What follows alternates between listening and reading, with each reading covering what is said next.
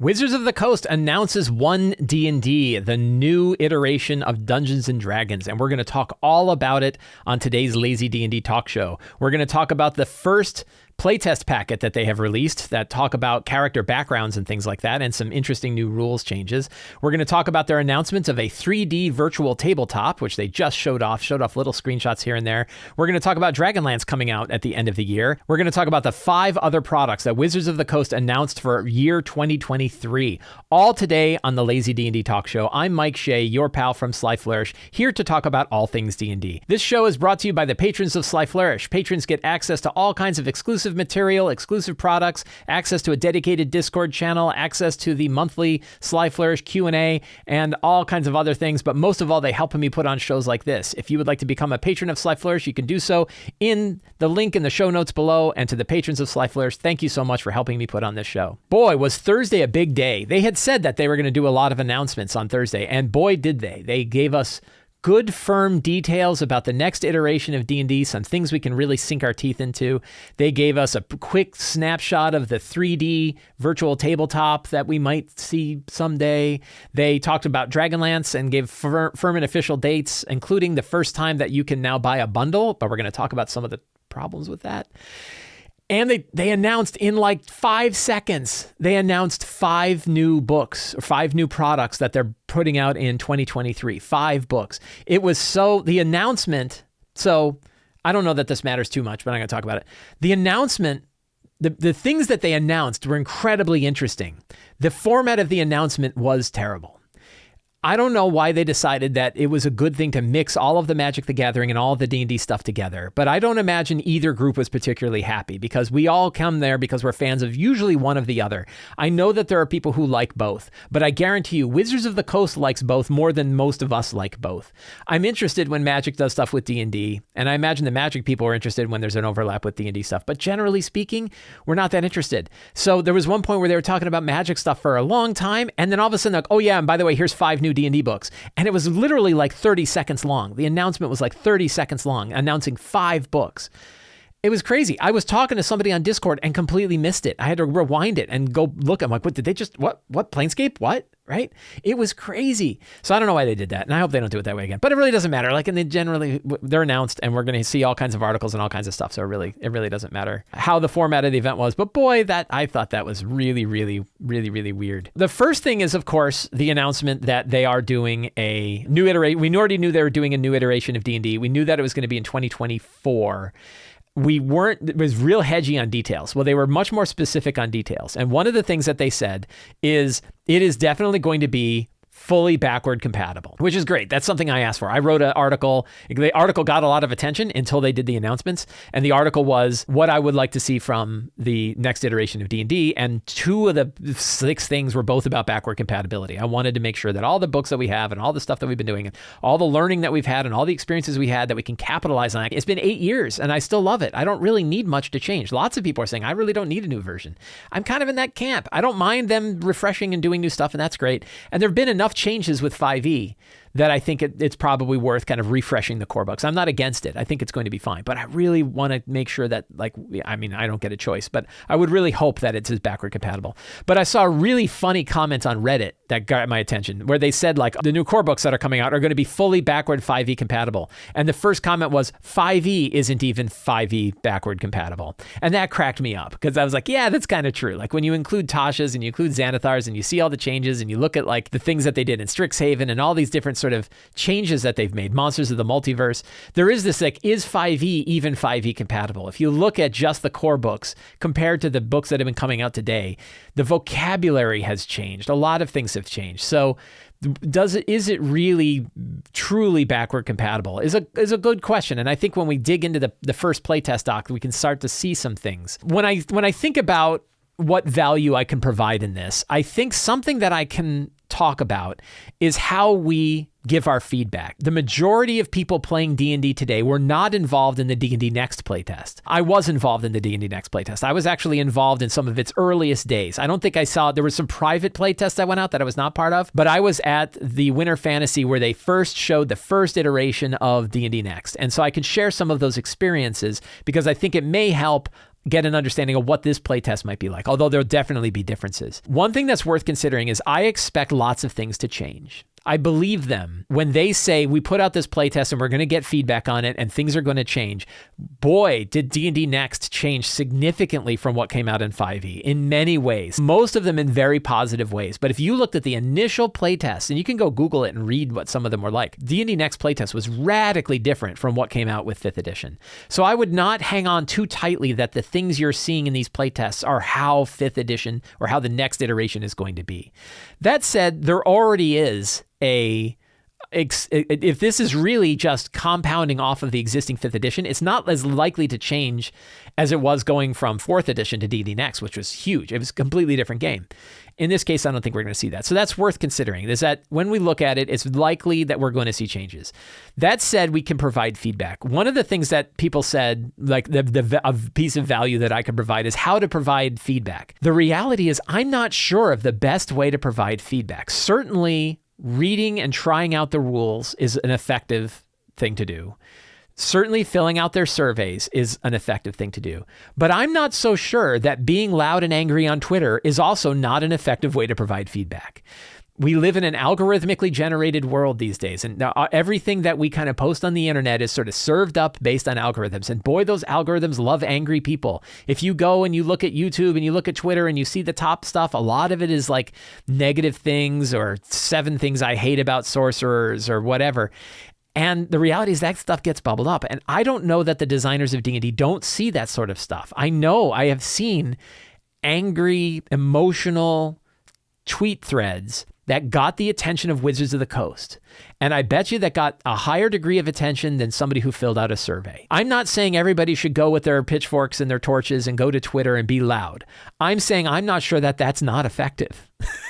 I know that's not how I plan to do it. But of course, what did I do? I wrote up a blog post and a newsletter, and I tweeted it to Ray Wenninger, the head of the design team, and said, I humbly submit this for your look. I didn't expect that they'd do everything that's in there. I don't expect they'll do everything in there. All I wanted was for Ray Wenninger to maybe read it. And I think he did. It's pretty clear he did, because he replied back, or he actually quote tweeted saying, I'm going to like what I see. Great. I'm very happy about that. I wasn't mean. I tried to start with my love of D&D because I love D&D. I also don't give the perspective that because I'm angry about one thing, that means it's important to everybody. I don't think that's necessarily true. I'm sure there are things I'm very passionate about that really don't matter to most people.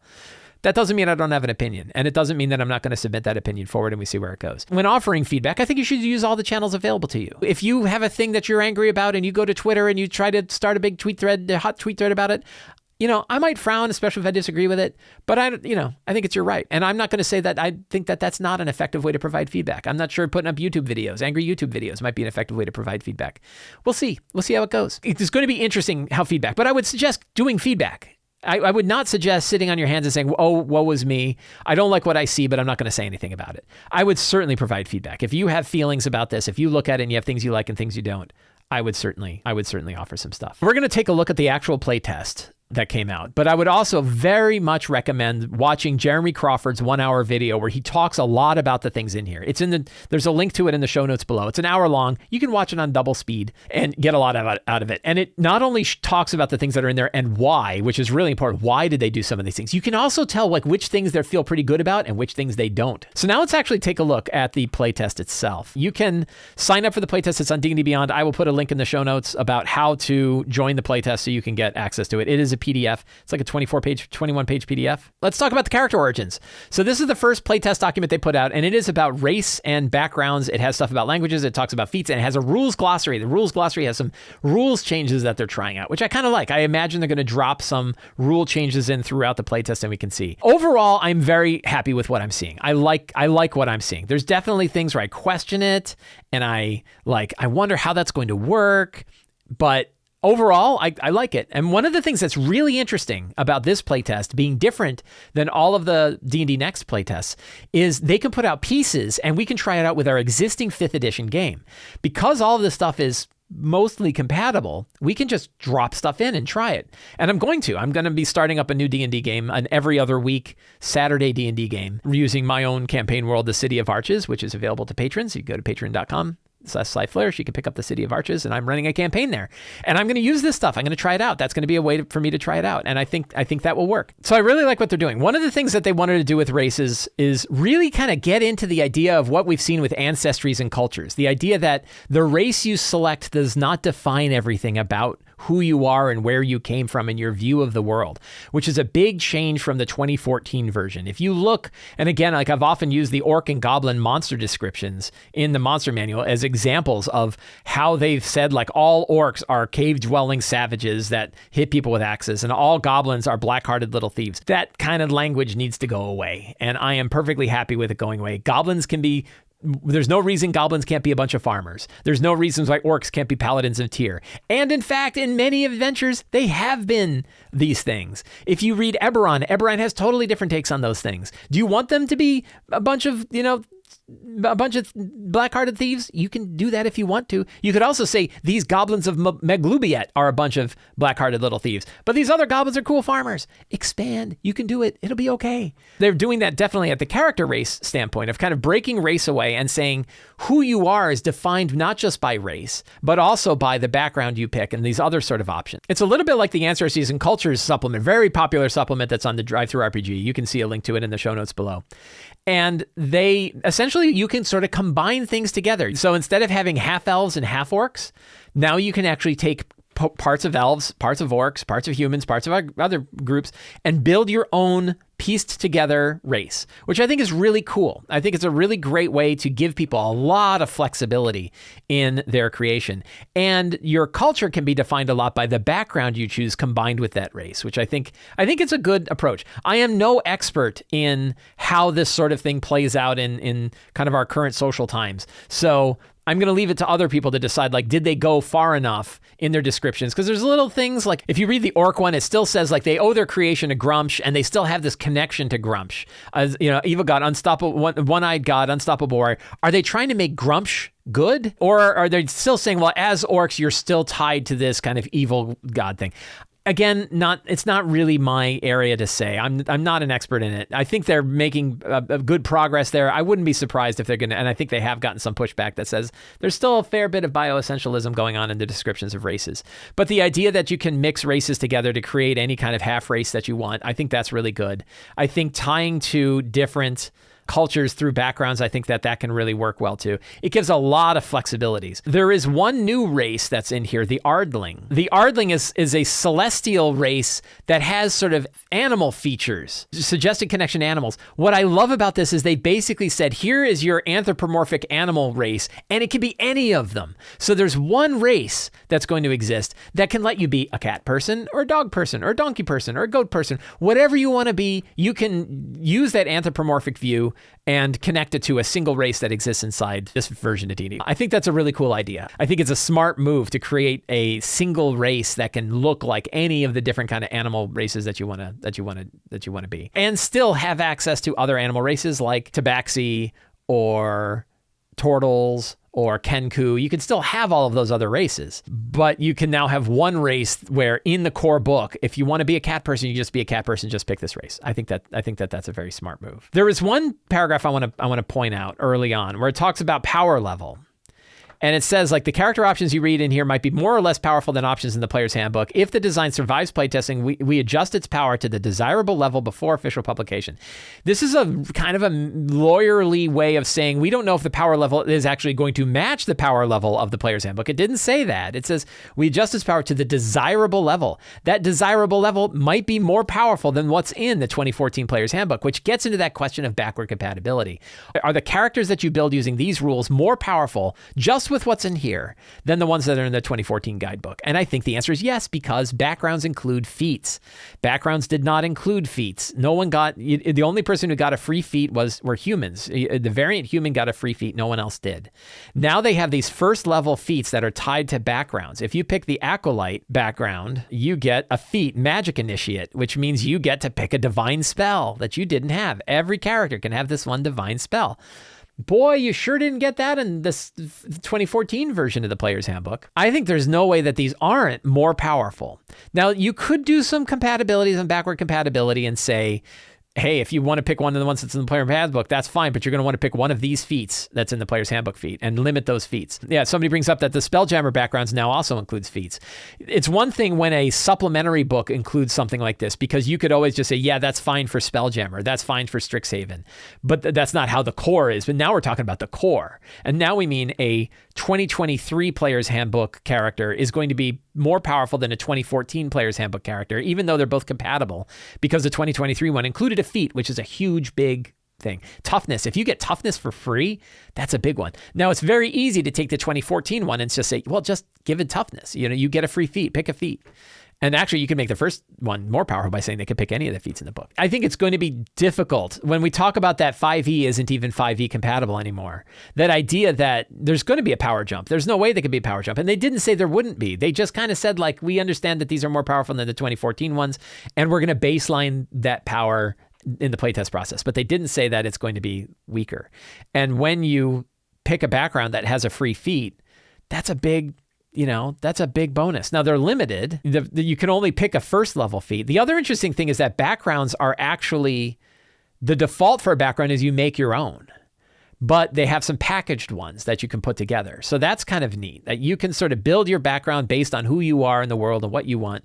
You get to choose your ability score bonuses. You get to pick 2 skills that you're proficient. You pick a tool proficiency. You pick your languages. You get one of your first level feats, and you pick your equipment.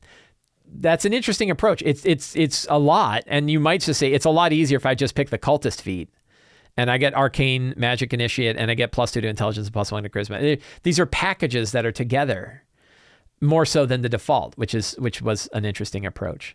So I think it's cool. I want to try it out. We'll see. I don't see, there's no disaster. Oh my God, they've ruined D&D. I'm not worried about that. A, because it is a playtest. Although I expect that the feat with a background is probably going to stick. I think if I had to guess, that looks like one of those things that's going to stick. And I don't know that's not a good way for the game to go, because I know lots of DMs have house ruled that characters can pick a feat at first level. I've seen it many times when I've seen threads about what kind of house rules people pick. One of the common house rules is you get a free feat. All right. So they kind of built that. They built that in. I think that can work. So they have a whole bunch of first level feats, and this is pretty easy, that even if you're picking everything from the player's handbook, you could say, okay, that's fine, but here are a bunch of feats that you can pick. There are some changes to the feats. The lucky feat, for example, is advantage and disadvantage. So there are some changes to the feats that are in here that are probably worth noting and trying out and seeing how it works. Now let's talk about some of the changes in the rules glossary. There are definitely some interesting things in here. They did break up spells by like arcane, divine, and primal. That's an interesting thing. I don't really have a lot of interesting things to say about it, but that's like, oh, that's kind of interesting. This idea that essentially all of the artisan's tools, instead of having different prices for everything, that they're all the same price, that's kind of interesting. Creature types, I don't know if they changed the creature types. Every creature in D&D, including player characters, has a special tag that identifies a creature. Here's a list of the creature types, and then certain things can affect creature types. I guess that's handy. There's some sort of consolidation of the nomenclature. The D20 test, the idea that they're creating a new term called D20 test, and a D20 test is an ability check, a saving throw, or an attack roll. And that way they don't have to say ability check, saving throw, attack roll. They can just say, when you make a D20 test, you can get an advantage. That's great. Then we get to this idea here, which is anytime you roll a 1, it is a failure. Anytime you roll a 20, it is a success on any D20 test. I think that's perfectly fine for attack rolls. I think that's perfectly fine for saving throws. For ability checks, I'm not so sure. What I worry about is this idea that like a commoner can throw an aircraft carrier to the moon 5% of the time. That, you can create these situations where, and I think they said like the top DC is 30, that you really can't, anything higher than a 30 is just impossible to do. So you would say like there is no throwing an aircraft carrier to the moon that's below a DC of 30. But you still say like, well, they could have like a DC 28 check to bypass the most complicated lock on Orcus's secret vault. And a commoner with a dexterity of 8 can still open Orcus's vault 5% of the time. Now, maybe you say, well, that's only for characters. Like we don't roll D20 tests for NPCs, but you might if it was like a tag along. The NPCs do make checks. That's why they have ability checks. So you could, if you had your hireling and say, oh, hey, here's Orcus's most prized vault. Hey, hireling, why don't you go do it? You got a 5% chance, right? Everybody gets a 5% chance to bake, regardless of what your ability score is. Everybody has a 5% chance of potentially succeeding in something that has a DC. Even though this is going to have to stress that there's some things are just plain impossible, but there are things that are possible that might have a DC of 29 that a commoner with an attribute of 8 who's -1 on their roll is still going to roll and get a 20 and get the equivalent of a +10 bonus to that roll because they happen to roll a 20. I think it's fine for saving throws. I think it's fine for attack rolls. I don't think it should be for ability checks. That's my own take. If you think the same thing, make sure to mention it in your feedback when you send in your survey in a couple of weeks. Yes, the DM, of course, determines if a D20 test is warranted, but there's still that idea, like it may be warranted for one character. And so you say, sure, you can make a check. And they go, oh, well, now I want to make the check. And I have nothing. And as long as I roll a 20, I can succeed. I'm still not crazy about that. So I would not do it on ability checks. Critical hits. I am almost sure the critical hit rule that's in here is not going to make it to the final one. I would bet money that it does not make it into the final version of the playtest. My evidence for this is when Jeremy Crawford talks about it in his video, boy, does he get squirmy in his chair. Boy, is he quick to say, you know, this is all just testing things out and we have feedback and it could change. He backpedals on it before they even start talking about it. I think it's possible they put the critical hit thing in here, knowing that it's controversial, knowing that it's kind of wild, as a wild ass idea, with the recognition that probably people are not going to like this and probably we're going to change it. And then we can say something like, look, we changed it based on your feedback. So I think it's them putting something out there to draw change. They know it's going to change because they're terrible. The critical hit rules here are terrible. What problem do they think they're fixing with this? So many issues with 5e that could use some polishing, that could really... Critical hits, the funny thing is if you talk to people at the house rules that they use for critical hits, similar to the house rule about rolling 20s, similar to the house rule about giving a feat at first level, most people do max plus an extra die. That if you roll an attack roll and you critically hit, you get to do your max damage plus the dice that you were going to do, which makes for really powerful critical hits. Think about them. If you have a paladin who does a smite against undead and crits, they get to max all of their dice and then throw more dice on top. That's a tremendous amount of damage. But I can tell you, as a DM, I think it's really cool. Like that, you want people to do these huge hits. That one's a little extreme. No one, when you look at this, you say, why are you making crits weaker? Were strong critical hits really a problem? I don't think so. No, I didn't really hear people complaining that, oh, critical hits are ruining. Critical hits almost ruined 4th edition. That's a little dramatic. But I think the way that 4th edition handled critical hits, they happened all of the time. And so many things triggered off of critical hits that they just exploded and got totally out of hand. They would paralyze games. I would have people do a crit and everyone else at the table got to make another free attack. It was abysmal. I have had no problems with the critical hits in 5th edition in 8 years of running it. Hundreds and hundreds of games. No problem with crits. I don't know why they're touching crits. But if you were going to, the one I would love would be just double the damage, right? When you critical hit, double all the damage. Roll all your dice and double it. It's very straightforward. It's very easy. The math is simple. The rule is very, very tight. Double your damage. Really easy. And I don't know why you would remove monster crits. That's ridiculous. And the argument for this is also equally ridiculous.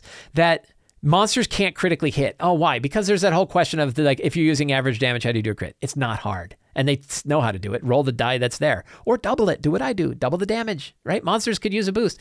Their argument that, monsters don't need to critically hit because monsters have rechargeable abilities. Those rechargeable abilities are not critical hits. It's not like the red dragon does 170 damage on its breath weapon. They're pretty balanced. Those recharge abilities are balanced into the math. They don't double. And boy, some of the monsters that I was just reading about in Spelljammer, I was looking at the monsters and it's like, ooh, a CR19 lunar dragon has a breath weapon that does 36 damage at CR19. That's crazy. That's not a critical hit. A critical hit is 180 damage. I'm not worried though, because I'm almost sure this is going to change. But certainly I want monsters to have critical hits again. Let's talk about inspiration. Inspiration is really interesting. And I have another request, something that we can do that I think can make the game better. So inspiration, they've always had trouble with figuring out when you should award inspiration. And they came up with this pretty good idea that you should get inspiration on a die roll, that if you roll a particular die roll, you should get it. The one they picked is a 20. If you roll a 20, you get inspiration. If you already have inspiration and you get a 20, you can give that inspiration to someone else. That's cool, except you already just rolled a 20. And as we saw, a 20 is already really good. Why are you compounding the goodness with more goodness? Instead, give it to people who roll a 1. And the advantages of getting inspiration when you roll a 1 are tremendous, because you're giving the player who's having a crappy time a good bonus. You're somebody who's having terrible luck. You just doubled their chances to increase their good luck. There's so many advantages. So change it. I like the idea of getting it on a roll, but move the roll to a low roll, to a 1 instead of a 20. And maybe even something like if someone has failed 3 times, they get it. Give it to people who need it. Give it to people who are having a bad time at the game. When you roll 1s, it sucks. When you roll low and miss all the time, it sucks. And if you're in a game and you don't have that many rolls to begin with because you got 6 other people at the table and games are going long and everything like that, and you only get like 4 or 5 rolls in a game and you roll poorly a lot, that sucks. So I think the idea of get it on a 1 and you're giving that bonus to somebody who really needs it. You're giving that bonus to somebody who really needs it. I think that is a much better way to go. I saw that we had somebody in the Discord chat and Sly Flourish who brought that up. Really fantastic idea. I saw it up on Reddit. Reddit had a big post and it got 300 upvotes and stuff saying it should be on a 1. So I'm hoping that this campaign picks up because I think it'll be a really good change to the game. So if you agree, you might want to mention that when you're doing your playtest survey. Mention the fact that it would be better if it was on a 1. I think it would even be cool if you could do it when people miss, not all the time, but like if people miss consistently. A good DM thing is give inspiration to somebody who's missed it a couple of times. I think that would be a good way to go. They also talk about long rest. They've changed some of the like what can interrupt a long rest. It seems like they've made it far easier to interrupt a long rest, which is a good deal for players who are like, oh, I just long rest right here in the woods. Anytime you like roll initiative, it's going to break your long rest and it starts over again. So it really makes it that you're going to have to find a good, safe place to be able to take a long rest. If you are gambling on it, you're going to lose a lot of time and the rest can be easily interrupted. I think that all works. There is some question of like, oh, are short rests gone? There's been this like rumor on the internet. You read it on Reddit and stuff like that. They'd be like, oh, they're getting rid of short rest. They're not getting rid of short rest. That's mentioned right here.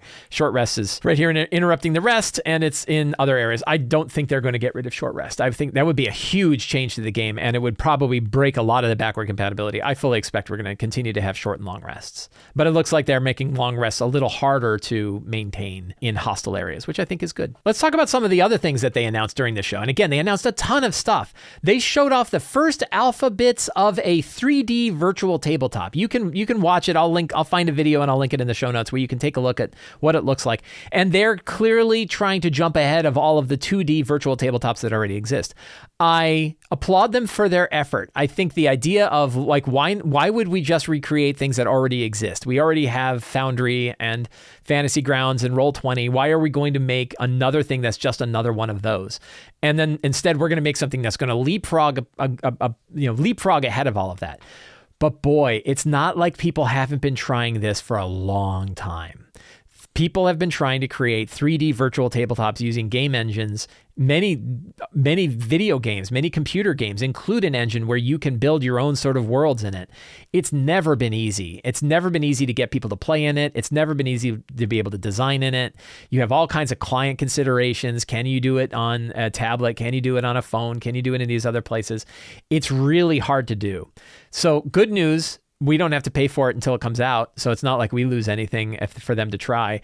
But man, I'd bet against it. I think it's going to be really hard, and we'll see. And I could be wrong, and they could put a lot of energy, and they could break it, but no one has so far.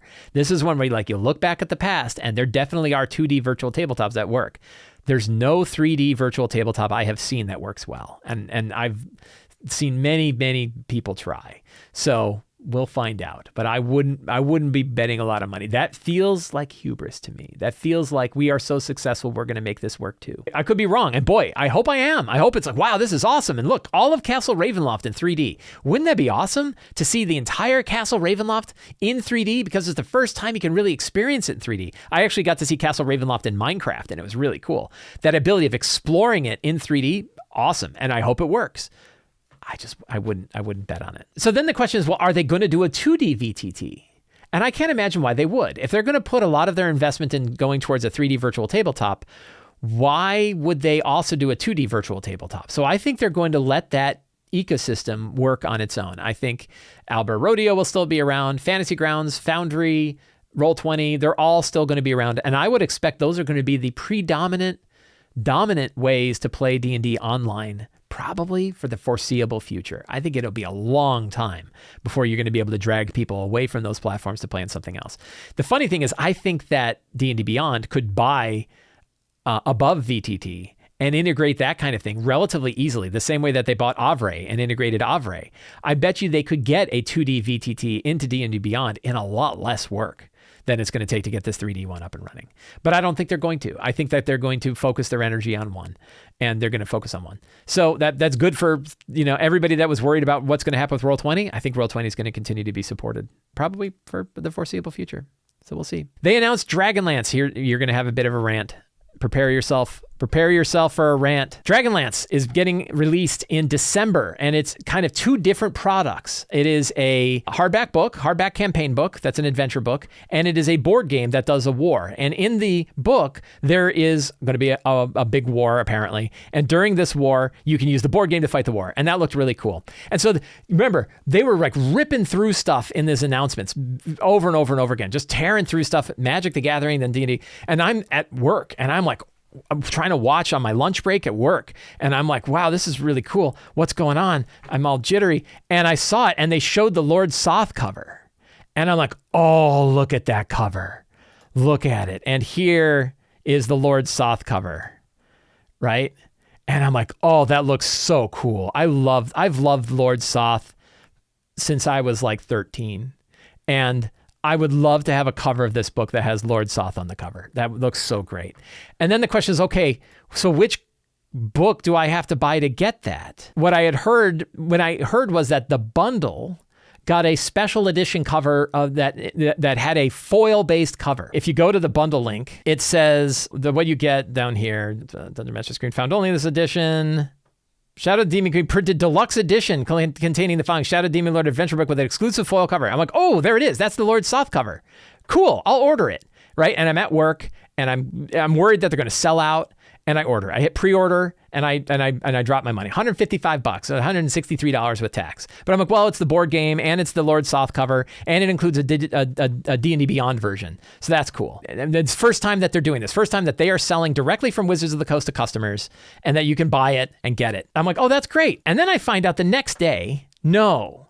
That Lord Soth cover, I found out from comicbook.com, that Lord Soth cover, that's the in-store exclusive cover. And instead there's this cover, which is the foil cover that is going to be included in that set. But I don't want this cover. I want the one with Lord Soth. I've loved Lord Soth since I was 13. I haven't loved this dragon since I'm 13. I want the Lord Soth cover. Oh, that's cool. I'll just cancel my pre-order. So I go to Wizards of the Coast. There doesn't seem to be any link to contact them to cancel the pre-order. So I digging around, and I'm asking people, and they're like, well, there's this customer service thing that you can fill out. And I said, okay, I'll go to the customer service thing and fill out. And I filled out the customer service thing. I said, hey, I just realized that this version that is there doesn't have the Lord Soth cover. I really want the Lord Soth cover. So I'd like to cancel my pre-order because I'm going to go order it instead from my local game shop and get the Lord Soth cover. And what I got back was, we don't do refunds. And I'm like, what do you mean you don't do refunds? Like, sorry, we don't do refunds. All orders are final. Here is this link to this giant license agreement that you apparently agreed to when you signed up. You don't get a refund. And I'm like, what? It's coming out 4 months from now. It's not like they sent me a product. It's not like I got the D&D Beyond link already. I could understand it if product had come to me and now I'm trying to return it. I would get that. It's not coming out for 4 months. So I wrote back and said, I'm sorry, this is totally unacceptable. Please send it, please escalate my request. I just want my money back. And I got another letter later.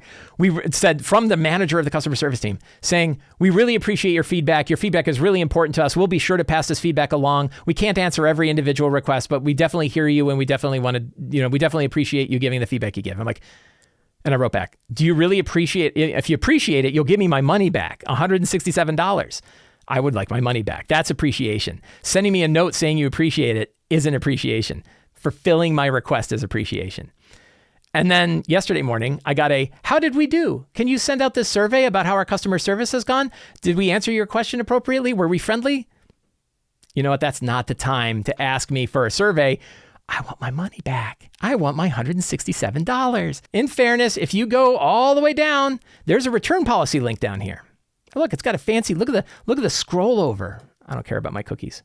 Look at that scroll over. Really cool. You click on it. All orders are considered final, and we do not accept refunds or requests for returns.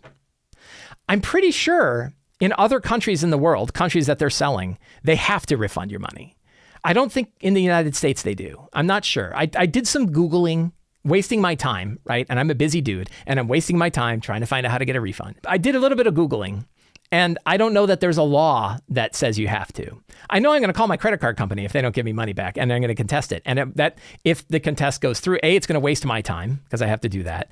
I'm going to have to work with my bank on it. And if they contest it, it's going to be bad news for Wizards of the Coast because they're going to have to pay a fee. They could just refund the money, but now they're going to have to pay a fee. And I think it hurts their credit rating too. Now, it's not their credit rating because, of course, they're working with Scale Fast,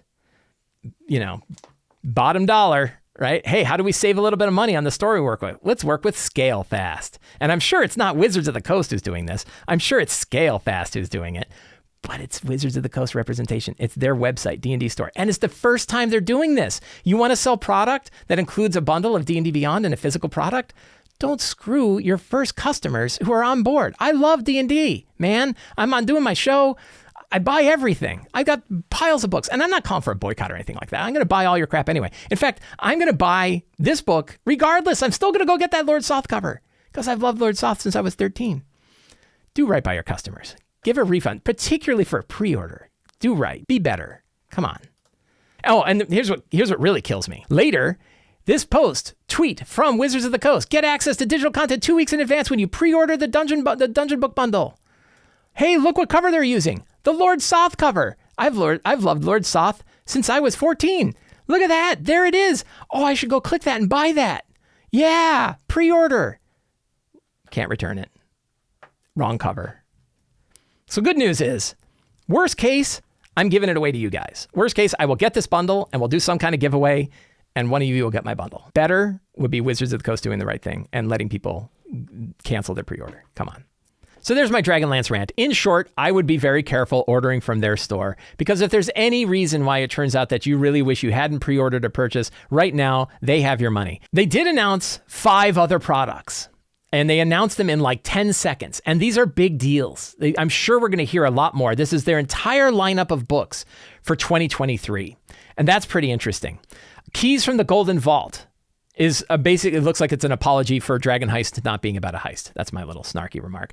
But it looks like it is a book of different adventures that are all heist-based adventures and independent adventures. I really like these books. I think I really like the books that have a lot of small adventures with a good, diverse set of a number of different writers that are able to write for them. I think that works really well. Glory of the Giants looks to be like a Fizban's Treasury of Dragons kind of book for giants. We've already seen playtest for that. That looks cool. I'm not totally like into giants, but I'll buy it. Of course, I buy everything. Oh boy, I have another rant for the Phandelver campaign. So they are doing a Phandelver campaign. We don't know what this is. There's lots of speculation about what it is. But here's my weird issue. For 8 years, people have asked me, hey, I just finished Lost Mine of Phandelver. What should I run next? And I've had no good answer for them. There's no good path in Wizards' product lineup. There's no good path that takes you from Lost Mine of Phandelver to anything else. You could kind of take Storm King's Thunder and expand from there. But Storm King's Thunder also starts at first level. And it's kind of weird. But you could go into Storm King's Thunder. You could go into Princes of the Apocalypse, but again, you're skipping the whole intro to Princes of the Apocalypse. You can kind of shoehorn it into a lot of the other hardcover adventures, but almost all of those adventures start at low level. They start at first level, not at 5th level. And a lot of players, and I've gotten this request many times, a lot of players have gone through Phandelver, love their characters, and want to continue. So, of course, you can do a homebrew campaign, but there's never anything good. So now it's like, hey, guess what? We're going to do a campaign that's built on Lost Mine of Phandelver. And you can go from Lost Mine of Phandelver directly into this. They did that the same time that they have canceled Lost Mine of Phandelver. It's out of print. They just created a new starter set that isn't Lost Mine of Phandelver. Granted, there will be lots of copies of Lost Mine of Phandelver around for a long time, but it's now out of print. So you just made a follow-on campaign adventure for this other product that you just put out of print 9 months before you brought out the other one. Are you kidding me? Why would you bring out the thing that I've needed for 8 years after you've decided we're not going to print that one anymore? Right? Now, I guess it's going to be available for free on D&D Beyond. But how about making a campaign adventure built on Stormwreck Isle? You just put out a new starter set. Why not put out a product that expands that starter set into a big, long campaign? Why would you pick your old starter set from 8 years ago and do it for that one? It's a great one. I love it. But why do that one? Why not do one that is Stormwreck and beyond? And it's the huge campaign adventure that goes on after Stormwreck, so that you have a new starter set, very popular, connected to your new campaign. There's something about Wizards of the Coast trying to coordinate two products that they just can't seem to get together. And instead, some people say, oh, well, it will have Lost Mine of Phandelver in it. So that way, if you buy the Phandelver campaign, it starts at level 1 and it has the Phandelver campaign in it. I already bought the Phandelver campaign. I've bought it like 50 times. I've been throwing them all over my neighborhood every time it's $7. So I don't want to buy a book that also recreates the thing I already bought. Just do a new one, right? It doesn't make any sense to me. So that's my big rant there. I applaud the idea. You know when the time to do a Phandelver campaign is? 2015, not 2023. Do a Stormwreck one.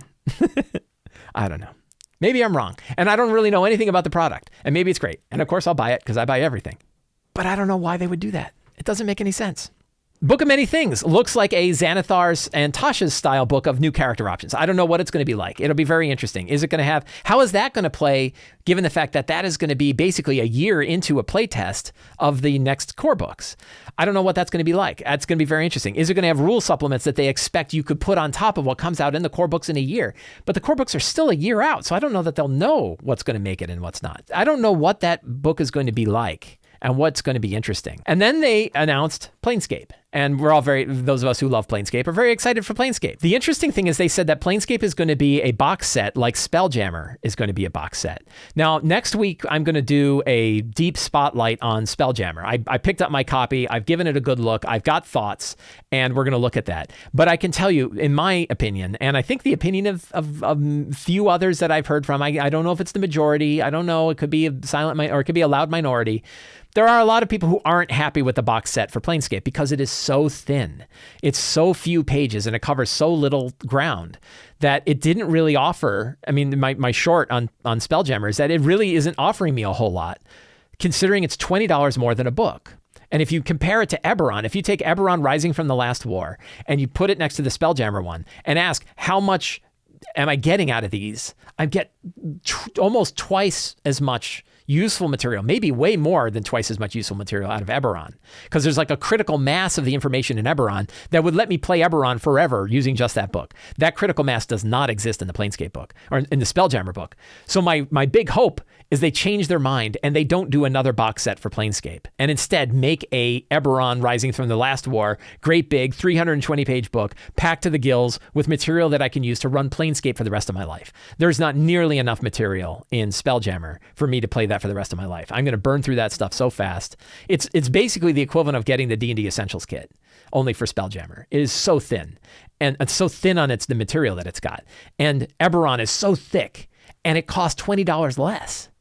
I really hope they reconsider doing Planescape as a box set and instead make it a nice big thick book that lets me play Planescape forever, just like I can do it with Eberron Rising from the Last War, just like I can do with Van Richten's Guide to Ravenloft, which is also a really thick book. I don't think the move to box sets is some kind of commercial advantage for Wizards of the Coast. I would bet the reason why it's $20 more for Spelljammer is because it actually costs that much to make.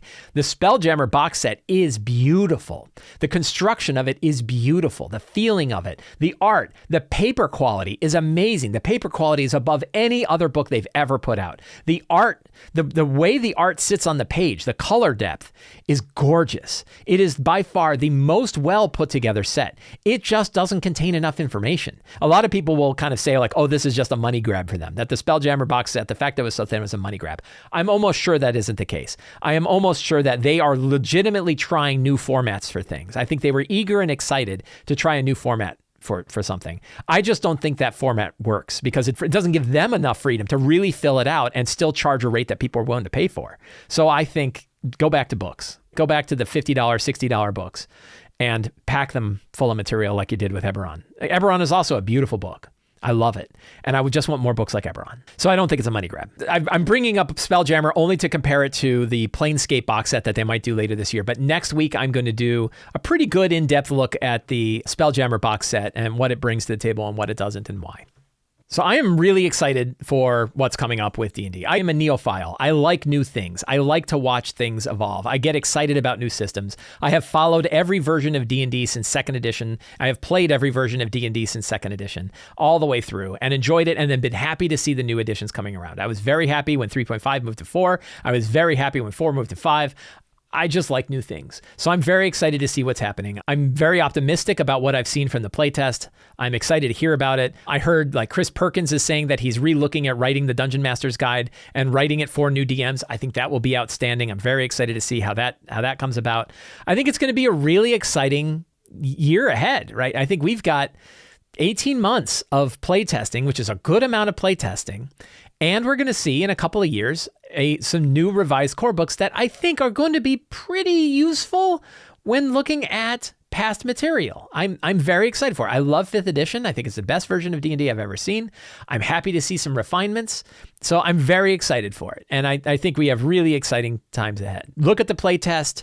Try it out, try it in your games, send feedback, and I think together we can all really help steer this game that we love so much. If you enjoyed this show, you can help me out in 4 ways. You can subscribe to the Sly Flourish newsletter where you get weekly D&D articles sent right to your inbox and a free adventure generator PDF for nothing at all. All you have to do is subscribe. You can support me directly on Patreon. Patrons get access to all kinds of exclusive material, exclusive products, things that I'm working on for the future, video previews, a monthly Q&A that I normally do on the show. I didn't have time today. Sorry, patrons, but we'll definitely do it next week. And access to a dedicated Discord channel. You can pick up any of my books in the Sly Flourish bookstore. They're all in the show notes below. I believe all of them will be fully compatible with the next iteration of D&D. And you can help share this video with your friends, pass it to your friends, subscribe to it on YouTube, tell other people about it, and helping me out by getting the word out. So thank you all so much for hanging out with me today. Get out there and play some D&D.